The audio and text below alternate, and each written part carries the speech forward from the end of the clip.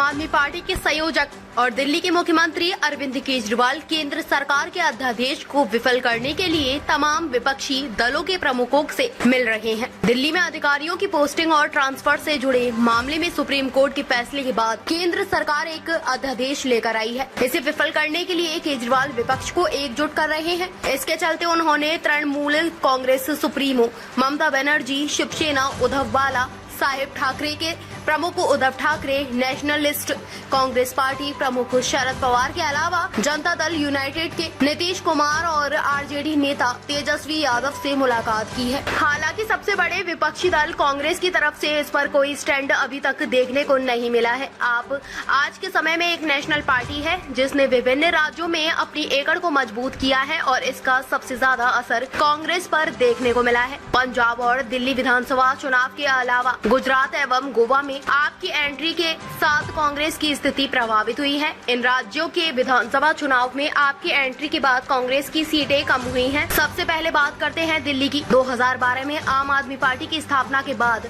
आपने 2013 में पहली बार चुनावी मैदान में कदम रखा। दिल्ली विधानसभा चुनाव में उसे 28 सीटों पर जीत मिली। वहीं कांग्रेस के पास आई 8 और भाजपा ने 32 सीटें जीती। आंकड़े बताते हैं कि आपकी एंट्री से सबसे ज्यादा प्रभाव कांग्रेस की स्थिति पर पड़ा, क्योंकि इससे पिछले चुनाव में उसने 43 सीटें जीती थी और भाजपा ने 23 पर कब्जा किया था।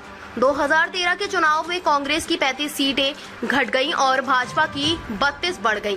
उस साल आप और कांग्रेस ने मिलकर सरकार बनाई थी और अरविंद केजरीवाल पहली बार दिल्ली के मुख्यमंत्री बने, लेकिन कुछ समय बाद उन्होंने पद से इस्तीफा दे दिया। इसके बाद 2015 और 2020 के दिल्ली विधानसभा चुनाव में कांग्रेस का सफाया हो गया और वह एक भी सीट नहीं जीती। वहीं आपने 2015 में 67 और 2020 में 62 सीटें जीतकर बहुमत का आंकड़ा पार कर लिया। दिल्ली के बाद आपने पंजाब के चुनावी मैदान में कदम रखा। 2017 में वह पहला चुनाव लड़ी और 20 सीटें जीती। उस साल कांग्रेस ने 77 सीटें जीतकर सरकार बनाई थी। अगले विधानसभा चुनाव तक स्थिति पूरी तरह बदल गई और कांग्रेस की सीटों में 59 की कमी आ गई, जबकि आपको 72 सीट की बढ़त मिली। आपने 92 सीटें जीतकर सरकार बनाई और कांग्रेस 18 सीटों पर ही सिमट गई। गोवा की विधानसभा में आपके 2 विधायक हैं। पिछले साल यहाँ विधानसभा चुनाव हुआ था जिसमें कांग्रेस ने 9 सीटें जीती।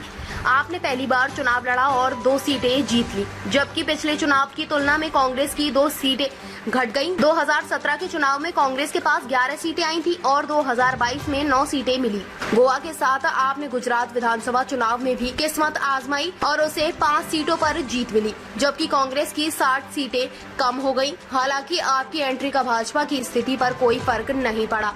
2022 के गुजरात विधानसभा चुनाव में कांग्रेस को 17 सीटें मिली थी, जबकि भाजपा की 56 सीटें बढ़ गईं और 156 सीटों पर जीत हासिल की।